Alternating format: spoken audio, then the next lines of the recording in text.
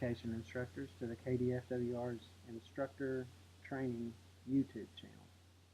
This training module will give you, the instructor, an overview of how to account for time, fill out a timesheet, submit your timesheet, and where to go in reference for time inquiry. There will be several subsequential training modules covering specific tasks in a thorough manner for you to view as well. With that in mind, let's go ahead and get started. What you guys are looking at here is an example of a timesheet that has some things good and some things not so good on it. We'll talk about it and work through this.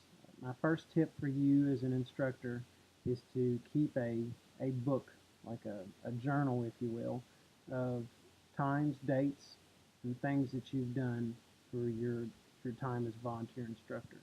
It can be bound, or it can just be stapled scratch paper. However you think would be best to keep up with it, that's fine. But it just helps you to look back on things from year to year, because I know my memory slips sometimes. I know everybody's the same way. But getting back to what we're here for, timesheets. When we finally get our course done and we're wanting to transfer everything over to a timesheet, we will pull out a form that's called a HE2. Looks like this down here at the bottom. And it will be blank, of course. This is scanned, courtesy of Tom Roach from Shelby County. Like I said, there are a few things great and there are a few things that need work here on this timesheet when I point them out. First thing you want to do is, if you're doing a hunter education course, go ahead and put the date there if you want to, or bow hunter ed or other. If it's other, please specify what region you're in, what district you're in, and what county. Right here, you notice you put the date. That's fine. Name, instructor's name, instructor number, and on that date you're wanting to account for what you did. If you had any administration time, putting the course online, answering questions, answering the public's questions, anything like that, that counts as administrative time. Looks like you did the same thing on August 29th.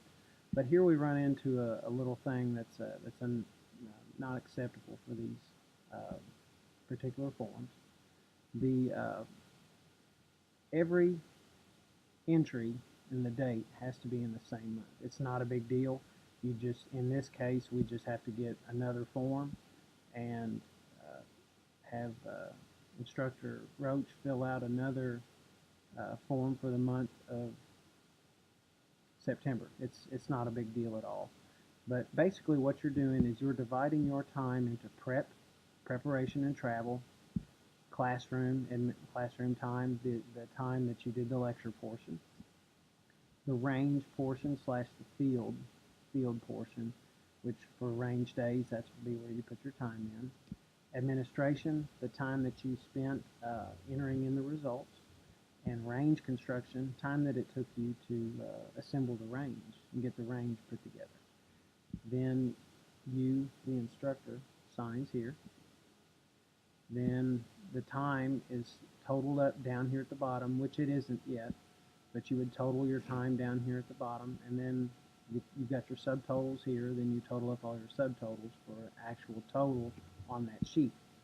Verify hunter ed staff signature is usually your HTO that signs it and then dates it.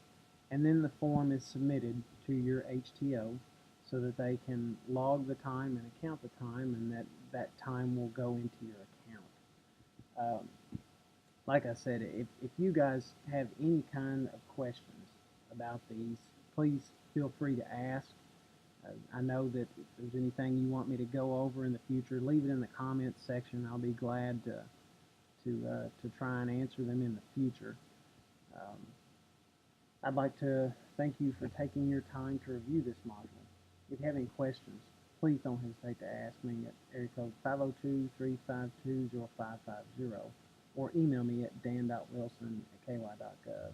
If you have any comments or areas for improvement, please leave a comment.